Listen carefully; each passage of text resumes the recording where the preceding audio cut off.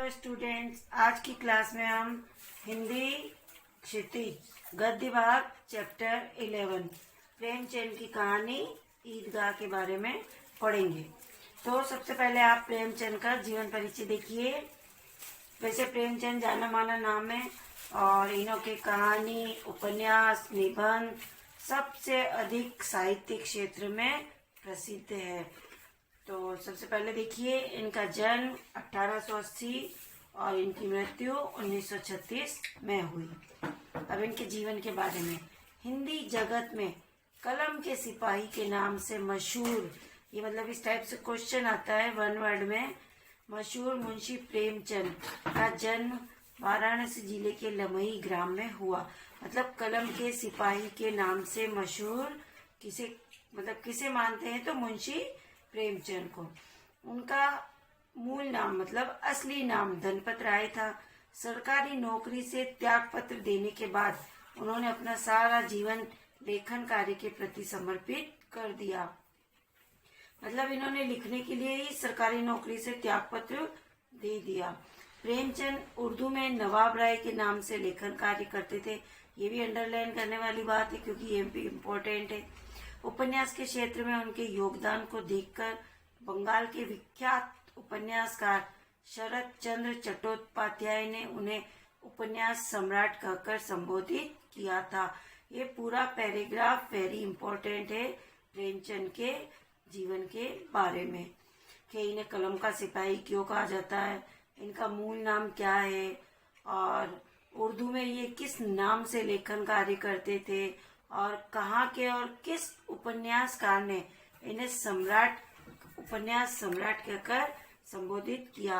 इस तरह से वन वर्ड में इनके क्वेश्चन बनते हैं, तो आपको इनके आंसर तैयार करने।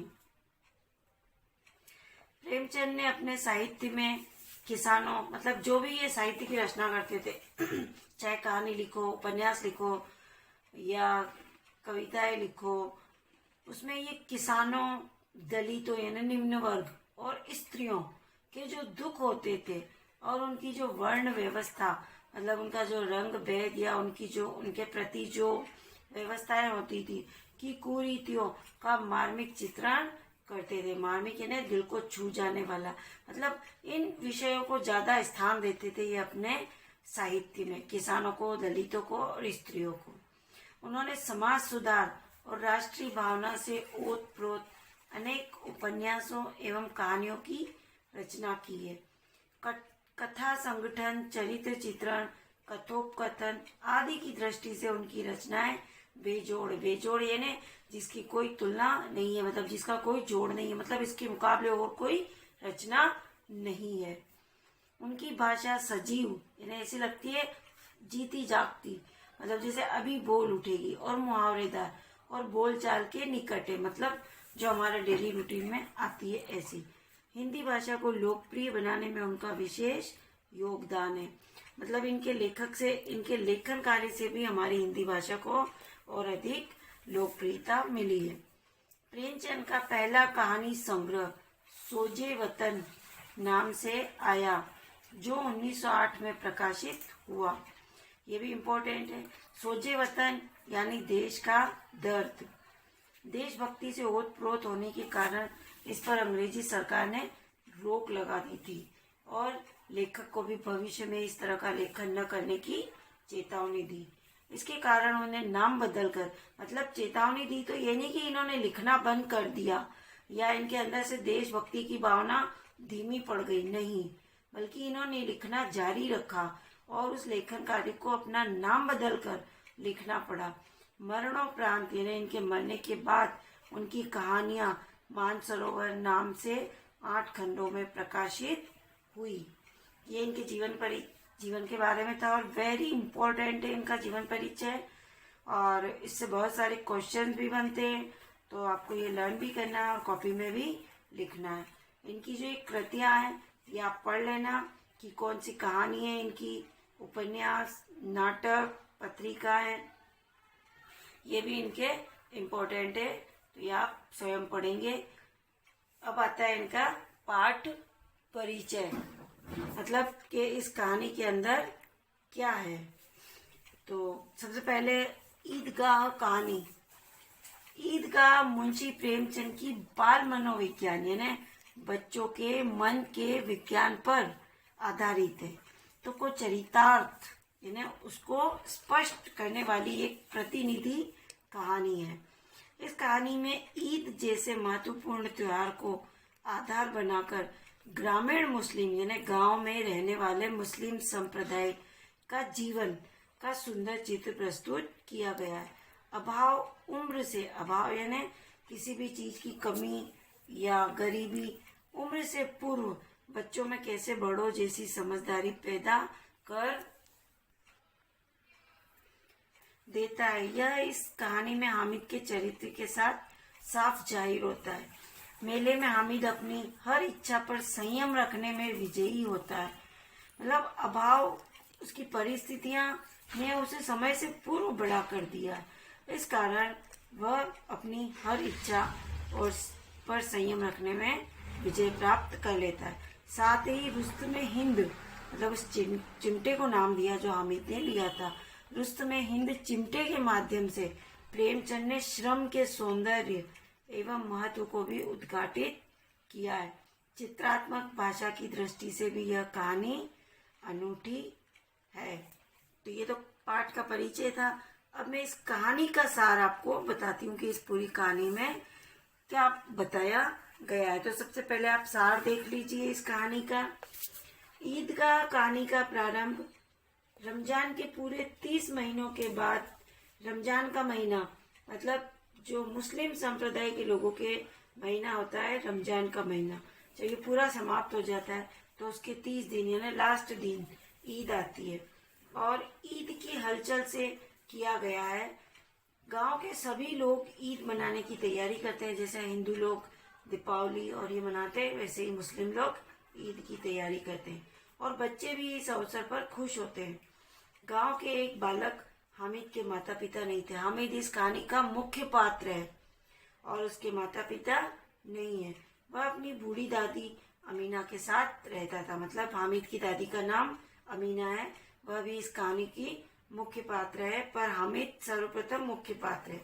गांव के अन्य बच्चों के साथ हामिद भी ईदगाह गया।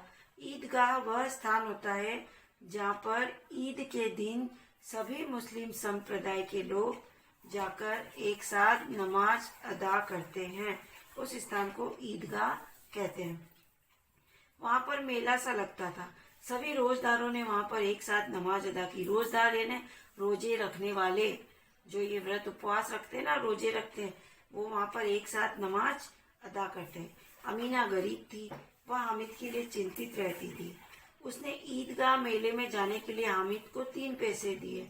क्योंकि हामिद के साथ जाने वाला कोई नहीं था, उसके माता पिता नहीं थे, दादी बूढ़ी थी इसलिए जा नहीं सकती थी। बाकी बच्चों के तो माता पिता भाई बहन सब साथ गए, लेकिन हामिद अकेला ही गया था। गांव के महमूद, मोहसिन आदि बच्चों के साथ हामिद की रोचक बातें होती रही इस पूरी कहानी के अंदर। अन्य बच्चों के पास काफी पैसे थे, इसलिए वे मनपसंद खिलौने व मिठाई आदि लेने लगे। परंतु हामिद के पास कुल 3 पैसे होने से कुछ नहीं खरीद पाया। उस समय उसे अपनी दादी का ध्यान आया और उसने एक चिमटा खरीदा। घर लौटने पर अमीना ने उसके हाथ में चिमटा देखा तो वह कुछ नाराज हुई। परंतु जब हामिद ने चिमटा खरीदने का कारण बताया तो अमीना का क्रोध स्नेह में बदल गया और वह खुश होकर हामिद को दुआएं देने लगी। इस पूरी कहानी में यही मतलब समझाया गया है। तो ये इस पूरी कहानी की समरी है जो मैंने अभी आपको बताई है। ये आपको कहानी की समरी के अंतर्गत अपनी कॉपी में भी लिखनी है। अब देखिए, अब हम इस कहानी को क्रम अनुसार पढ़ेंगे। तो सबसे पहले देखिए आप, रमजान के पूरे 30 रोजों के बाद ईद आई है। कितना मनोहर, कितना सुहावना प्रभात है। मतलब जिस दिन ईद आई है उस दिन की जो सुबह है वो कितनी मनोहर और कितनी सुंदर है। वृक्षों पर कुछ अजीब हरियाली है। वैसे भी त्योहार के दिन हमें, जिस दिन त्योहार होता है उस दिन का वातावरण हमें कुछ अजीब सा और कुछ अच्छा लगता है। एक मन में अलग सी उमंग होती है। खेतों में कुछ अजीब रौनक है। ये गांव का मतलब चित्रण किया जा रहा है, जिस गांव में मुस्लिम समुदाय के लोग ईद मनाएंगे। और अजीब रौनक है, आसमान पर कुछ अजीब लालिमा है।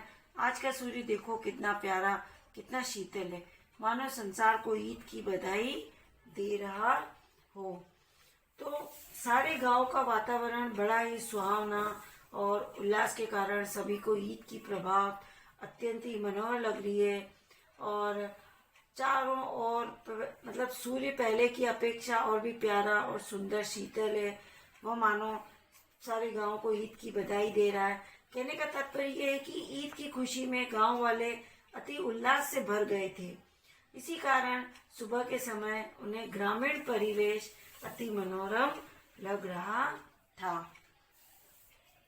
तो इसका क्वेश्चन आप यहाँ पर तैयार करेंगे कि ईद मनाने के लिए ग्रामीण जनों के उल्लास का वर्णन कीजिए। आप यहाँ पर एक एक्स्ट्रा क्वेश्चन तैयार करेंगे। गांव में कितनी हलचल है, ईदगाह जाने की तैयारियां हो रही है। किसी के कुर्ते में बटन नहीं, पड़ोस के घर से सुई धागा लेने दौड़ा जा रहा है, मतलब तैयार होने के लिए। और किसी के जूते कड़े हो गए, कड़े होने कड़क सूख गए, उनमें तेल डालने के लिए तेली के घर भागा जा रहा है। मतलब ईद आने के कारण सब मतलब इतने उत्साहित हो गए, सबके अंदर अजीब सी एनर्जी आ गई है। जल्दी जल्दी बेलों को सानी पानी दे दें, मतलब उनको खाना पानी दे दें, फिर उनको ईदगाह जाना है। ईदगाह से लौटते लौटते दोपहर आ जाएगी। 3 कोस का पैदल रास्ता, फिर सैकड़ों आदमियों से मिलना, दोपहर के पहले लौटना, ये सब मतलब उस दिन करना। इसलिए लोग सभी अपना अपना काम जल्दी कर रहे हैं। लड़के सबसे ज्यादा प्रसन्न है। किसी ने एक रोजा रखा है, रोजा है ना व्रत, वह भी दोपहर तक, किसी ने वह भी नहीं। लेकिन ईदगाह जाने की खुशी उनके हिस्से की चीज है। रोजे बड़े बूढ़ों के लिए होंगे, इनके लिए तो ईद ही है। रोज ईद का नाम रटते थे, आज वह आ गई। रोजा इन मुस्लिम लोगों में व्रत उपवास होता है, तो बच्चे तो आधा रख पाते, नहीं रख पाते, तो ये तो सिर्फ बड़ों के लिए होते हैं। बच्चों को तो सिर्फ त्योहार से मतलब है, उनकी खुशियों से मतलब है। अब रोज ईद का नाम रटते थे, आज वह आ गई। अब जल्दी पड़ी है कि लोग ईदगाह क्यों नहीं चलते, मतलब बच्चों को जल्दी है। इन्हें गृहस्थी की चिंताओं से क्या प्रयोजन, मतलब क्या लेना देना। समय के लिए दूध और शक्कर घर में है या नहीं, इससे बच्चों को कोई मतलब नहीं। इनकी बला से ये तो सेवैयां खाएंगे, वह क्या जाने कि अब्बा जान क्यों बदहवास चौधरी कायम अली के घर दौड़े जा रहे हैं। मतलब बच्चों को क्या पता कि हमारे पिताजी चौधरी के यहाँ क्यों जा रहे हैं दौड़कर। उन्हें क्या खबर कि चौधरी आज आंखें बदल ले। आंखें बदल ले यानी मुहावरा है, मतलब अपनी बात से मुकर जाए। अब्बा जान चौधरी के यहाँ पर उधार लेने जा रहे हैं और आज वो देने से मना कर दे, तो ये सारी ईद मुहर्रम हो जाए, मतलब ये सारी ईद की खुशियां मातम में बदल जाए अगर वो चौधरी उनको देने से मना कर दे। तो उनकी अपनी जेबों में तो कुबेर का धन भरा हुआ है, मतलब बच्चों ने तो अपनी जेबों में पैसे भर लिए, उनको क्या लेना देना गृहस्थी की इन चिंताओं से। घर में क्या हो रहा है, कैसे सामान आएगा, कहाँ से आएगा, पिताजी कहाँ से लाएंगे, इन सब चीजों से बच्चों का कोई लेना देना नहीं है। यहाँ पर भी आप एक क्वेश्चन रेडी कीजिए कि ईदगाह कहानी के आधार पर त्योहार की तैयारी की चिंता घर के बड़ों को होती है, बच्चे तो फूले नहीं समाते, स्पष्ट कीजिए। यहाँ पर ये क्वेश्चन ये भी रेडी हो रहा है। अब देखिए, बार बार जेब से अपना खजाना निकाल कर गिनते हैं और खुश होकर फिर रख लेते हैं। बच्चे, महमूद गिनता है 1 2 10 12, उसके पास 12 पैसे। मोहसिन के पास 1 2 3 8 9 15 पैसे।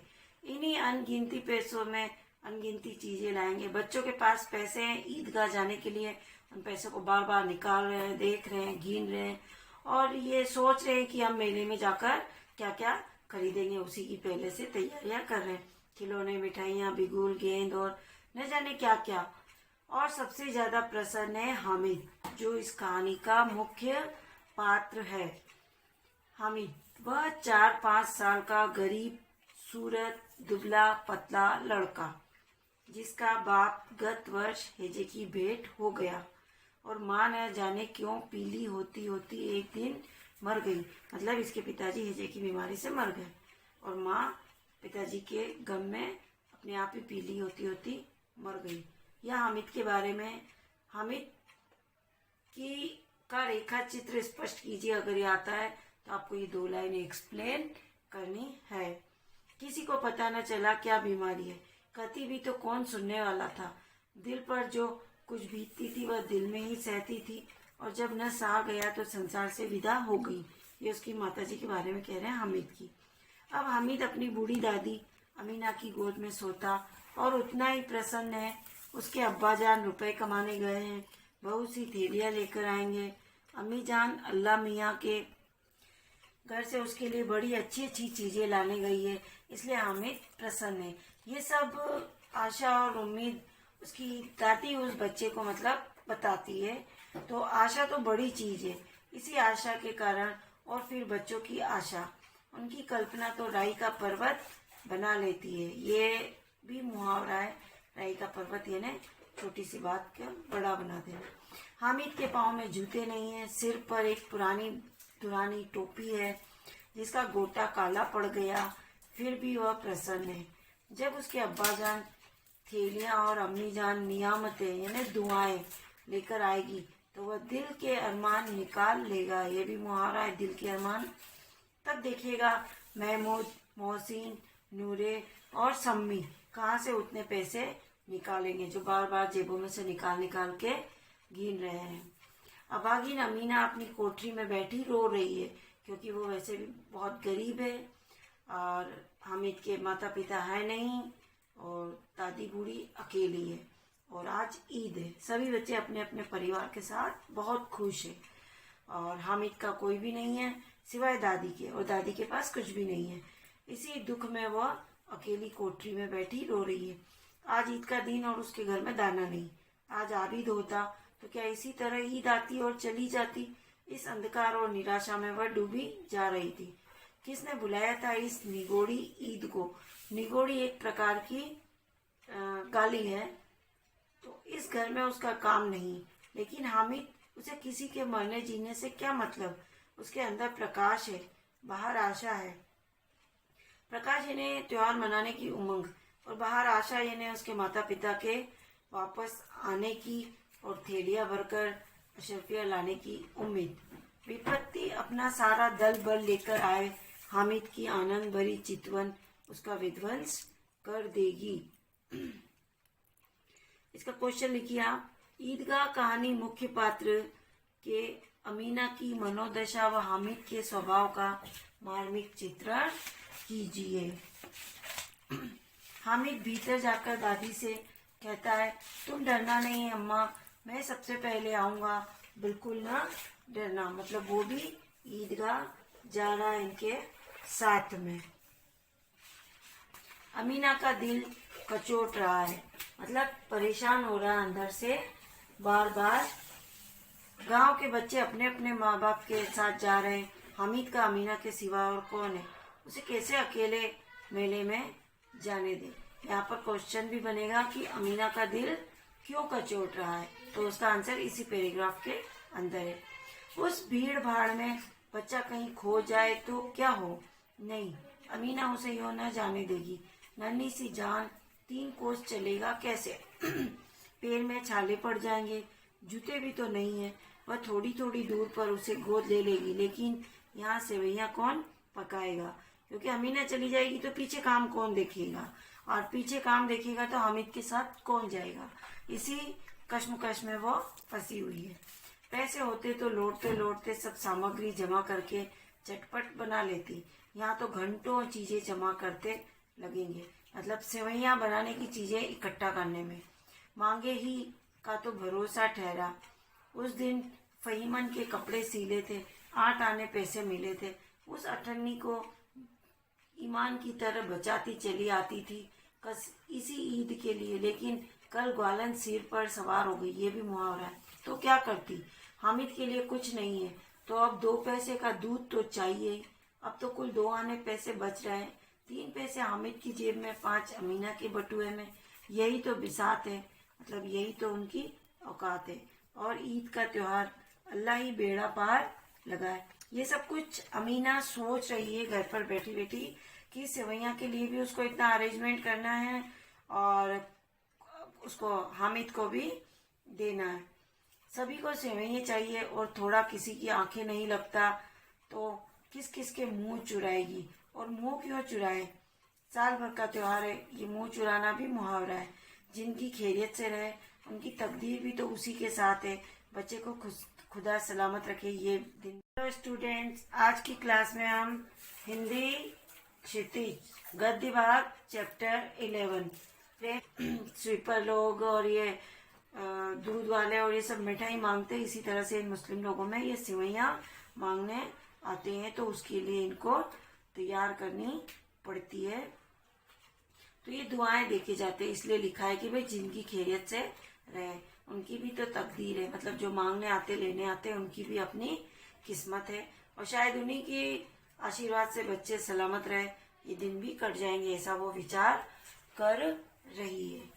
गांव से मेला चला, मेला यानी सारे लोग ईदगाह के लिए चले, मेला चला मतलब सारे लोग इकट्ठे होकर, और बच्चों के साथ हामिद भी जा रहा था। कभी सबके सब दौड़कर आगे निकल जाते, फिर किसी पेड़ के नीचे खड़े होकर साथ वालों का इंतजार करते। ये लोग क्यों इतना धीरे धीरे चल रहे हैं। हामिद के पैरों में तो जैसे पर लग गए, मतलब उसको ईदगाह जाने की इतनी उमंग और इतनी खुशी है कि जो भी साथ वाले चल रहे हैं वो सब उसको धीरे धीरे लग रहे हैं। उसका बस नहीं चले वरना वो उड़कर चला जाए। वह कभी थक सकता है। शहर का दामन आ गया, सड़क के दोनों ओर अमीरों के बगीचे, मतलब गांव की बॉर्डर क्रॉस हो गई है और अब वो शहर की सीमा में घुस गए हैं। और पक्की चार दीवारी बनी हुई है, पेड़ों में आम और लीचियां लगी हुई है। अब ये शहरों में आ गए और शहरों के सड़कों के दोनों ओर बड़े बड़े लोगों के वो घर बने हुए, घरों में बाग लगे हुए हैं। कभी कभी कोई लड़का कंकड़ी उठाकर आम पर निशाना लगाता, माली अंदर से गाली देता हुआ निकलता। लड़के वहां से एक फलांग पर है, खूब हंस रहे हैं, माली को कैसे उल्लू बनाया, इस तरह से मस्ती करते हुए ये मतलब उसमें ईदगाह पहुंचते हैं। बड़ी बड़ी इमारतें आने लगी, यह अदालत है, यह कॉलेज है, ये सब मतलब शहर में आने के बाद रास्ते में आते जा रहे हैं। यह क्लब घर है, इतने बड़े कॉलेज में कितने लड़के पढ़ते होंगे, ये सब बच्चे आपस में डिस्कस करते जा रहे थे।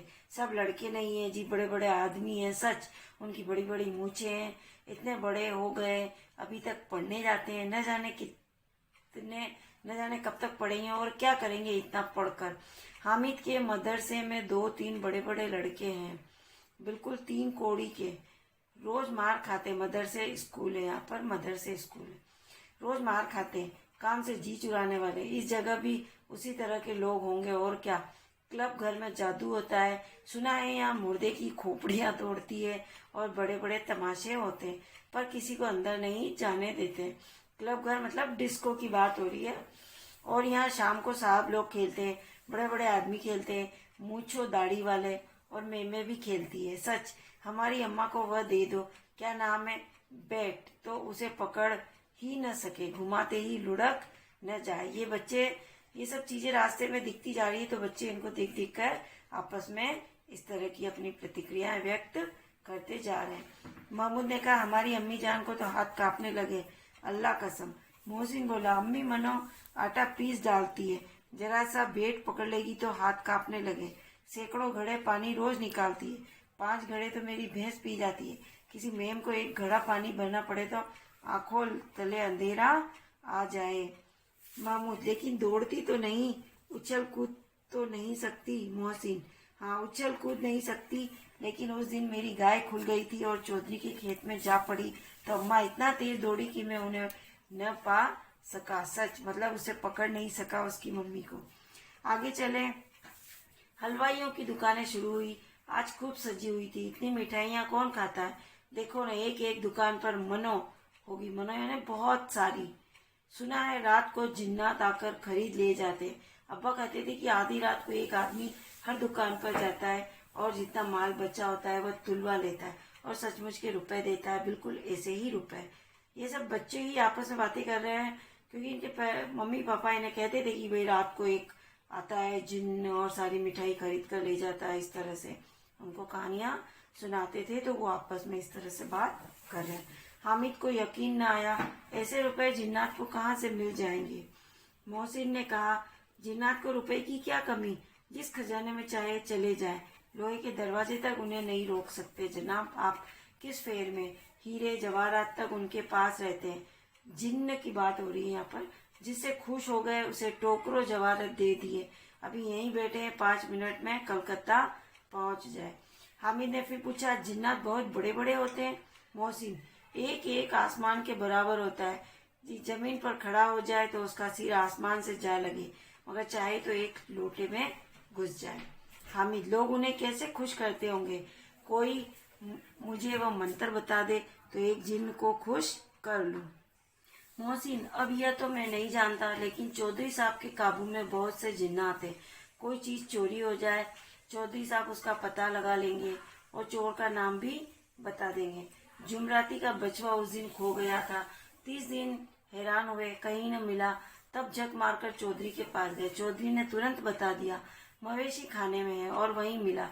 जिन्नात आकर उन्हें सारे जहान की खबरें दे जाते। अब उसकी समझ में आ गया कि चौधरी के पास क्यों इतना धन है और क्यों उनका इतना सम्मान है। चौधरी यहाँ पर पुलिस वाले के लिए कहा गया है कि भाई पुलिस वाले के पास शिकायती लिखाते हैं तो वो सब ढूंढ ढांढ के ले आते हैं, और इतना धन है, मतलब वो रिश्वत लेकर, पैसा लेकर काम करते हैं। अब उसकी समझ में आ गया कि चौधरी के पास क्यों इतना धन है और क्यों उनका इतना सम्मान है। आगे चले, यह पुलिस लाइन है, यही सब कांस्टेबल कवायद करते हैं। रिटर्न 5-4, रात को बेचारे घूम घूम कर पहरा देते, नहीं चोरियां हो जाए। मोहसिन ने प्रतिवाद किया, मतलब बात का विरोध किया। यह कांस्टेबल पहरा देते हैं, तभी तुम बहुत जानते हो। अजी हजरत, यही चोरी कराते, मतलब जो पहरेदार, मतलब पुलिस वाले जो रात को पहरा देते हैं, उनके बारे में बात हो रही है। तो अजी हजरत यही चोरी करवाते। शहर के जितने चोर डाकू हैं सब इनसे मिले रहते हैं। रात को ये लोग चोरों से तो कहते हैं चोरी करो, और आप दूसरे मोहल्ले में जाकर जागते रहो पुकारते हैं। जब भी इन लोगों के पास इतने रुपए आते। मेरे मामू एक थाने में कांस्टेबल है, 20 रुपया महीना पाते, लेकिन 50 रुपए घर भेजते। अल्लाह कसम, मैंने एक बार पूछा था कि मामू आप इतने रुपए कहाँ से पाते।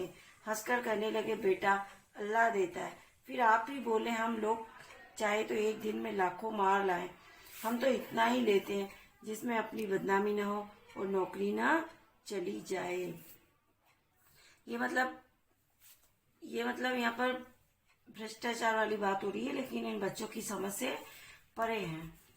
ये इस प्रकार की बातें बच्चे, मतलब उनके पेरेंट्स उन्हें बताते हैं, तो वो बच्चे इस तरह से उस बात को यहाँ पर आपस में अपने दोस्तों को समझा रहे हैं।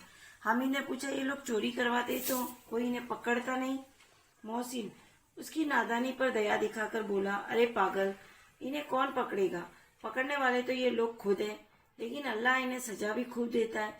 हराम का माल हराम में जाता है। थोड़े ही दिन हुए, मामू के घर में आग लग गई, सारी लेई पूंजी जल गई, एक बर्तन तक न बचा। कई दिन पेड़ के नीचे सोए, अल्लाह कसम पेड़ के नीचे। फिर न जाने कहाँ से 100 कर्ज लाए तो बर्तन भांडे आए। इस पर क्वेश्चन बनता है कि भाई लेखक ने बच्चों की कौन सी बातें प्रस्तुत की जो कभी बड़ों से सुनने को मिला करती थी।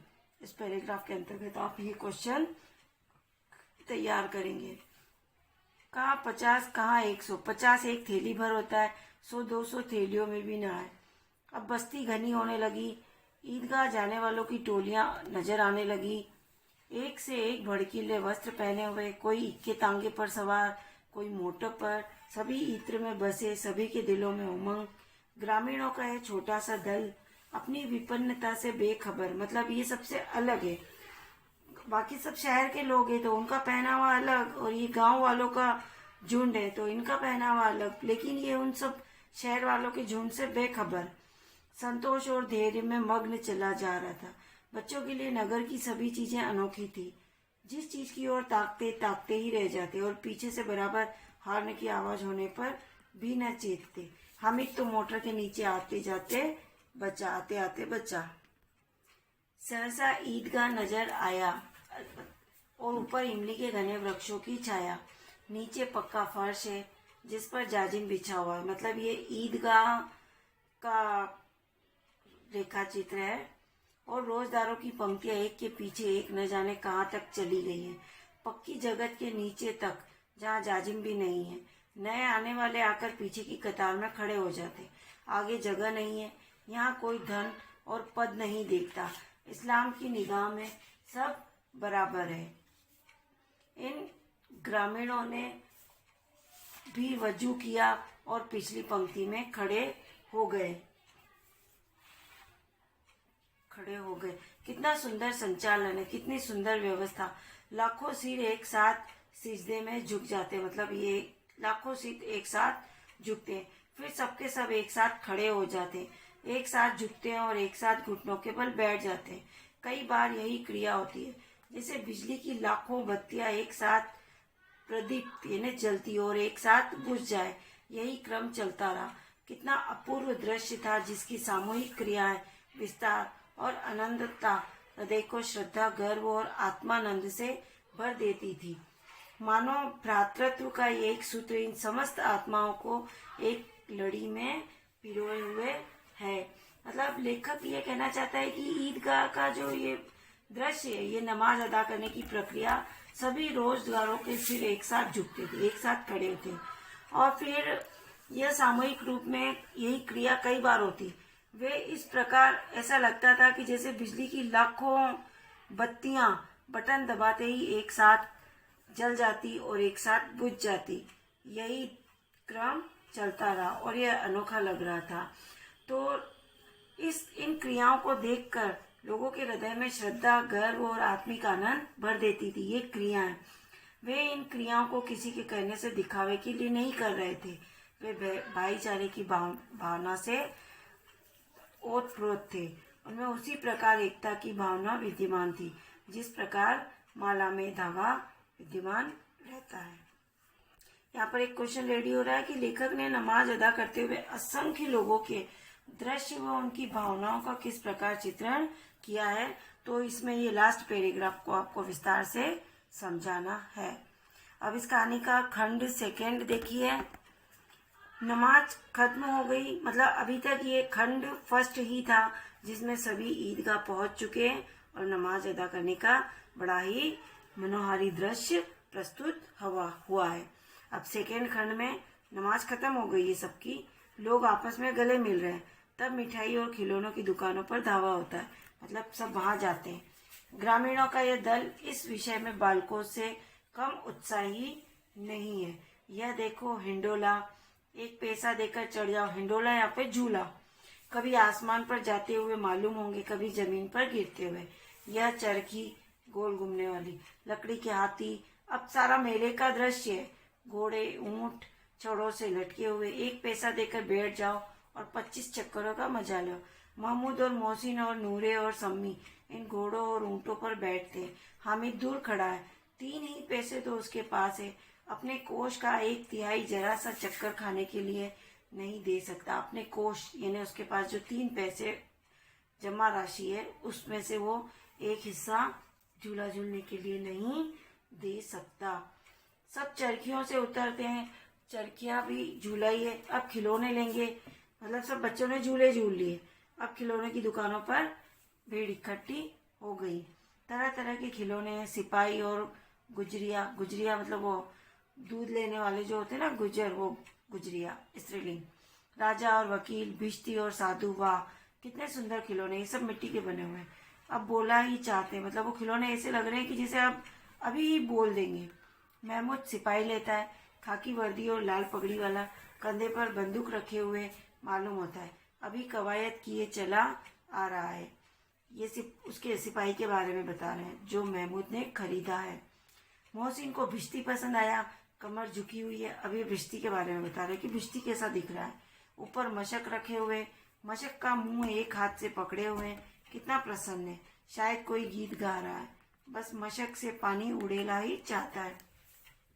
नूरे को वकील से प्रेम है, कैसी विद्वता है उसके मुख पर, काला चोगा, नीचे सफेद अचकन, अचकन के सामने की जेब में घड़ी, सुनहरी जंजीर, एक हाथ में कानून का पोथा लिए हुए मालूम होता है। अभी किसी अदालत से जिरह या बहस किए चले आ रहे हैं। मतलब ये जिन जिन बच्चों ने जो जो खिलौने लिए हैं वह खिलौने कैसे दिख रहे हैं और उनकी क्या विशेषता उसके बारे में बता रहे हैं। यह सब 2-2 पैसे के खिलौने। हामिद के पास कुल 3 पैसे। इतने महंगे खिलौने और कैसे ले? खिलौना कहीं हाथ से छूट पड़े तो चूर चूर हो जाए, क्योंकि वो मिट्टी के बने हुए हैं। जरा पानी पड़े तो सारा रंग धुल जाए। ऐसे खिलौने लेकर वह क्या करेगा, किस काम के? ऐसा हामिद ने सोचा और खिलौने नहीं लिए। मोहसिन कहता है मेरा बिश्ती रोज पानी दे जाएगा सांझ सवेरे। महमूद और मेरा सिपाही घर का पहरा देगा। कोई चोर आएगा तो फौरन बंदूक फेर कर देगा। नूरे और मेरा वकील खूब मुकदमा लड़ेगा। ये जिन बच्चों ने खिलौने लिए वो हामिद को कह रहे ये बातें। हामिद खिलौनों की निंदा करता है। मिट्टी के तो हैं, गिरे तो चकनाचूर हो जाए, लेकिन ललचाई हुई आंखों से खिलौनों को देख रहा है। मतलब उसका भी मन कर रहा है खिलौने खेलने का और चाहता है कि जरा देर के लिए उन्हें हाथ में ले सकता है। उसके हाथ अनायास ही लपकते हैं, लेकिन लड़के इतने त्यागी नहीं है, विशेषकर जब अभी नया शौक है। हामिद ललचाता रह जाता है। खिलौनों के बाद मिठाई आती है। किसी ने रेवड़ियां ली है, किसी ने गुलाब जामुन, किसी ने सोहन हलवा। मजे से खा रहे हैं। हामिद उनकी बिरादरी से पृथक है, मतलब अलग है। अभागे के पास 3 पैसे, क्यों नहीं कुछ लेकर खाता? ललचाई आंखों से सबकी ओर देखता रहता है। मोहसिन कहता है हामिद रेवड़ी ले जा, कितनी खुशबूदार है। हामिद को संदेह हुआ यह केवल क्रूर विनोद है। मोहसिन इतना उदार नहीं है, लेकिन यह जानकर भी वह उसके पास जाता है। मोहसिन दोने से एक रेवड़ी निकालकर हामिद की ओर बढ़ाता है। हामिद हाथ फैलाता है। मोहसिन रेवड़ी अपने मुंह में रख लेता है। महमूद, नूरे और सम्मी खूब तालियां बजा बजा कर हंसते हैं। हामिद खिसिया जाता है, मतलब खुद पर ही चिढ़ जाता है। मतलब दूसरे बच्चे उसका मजाक उड़ा रहे हैं क्योंकि हामिद ने ये सारी चीजें नहीं ली है।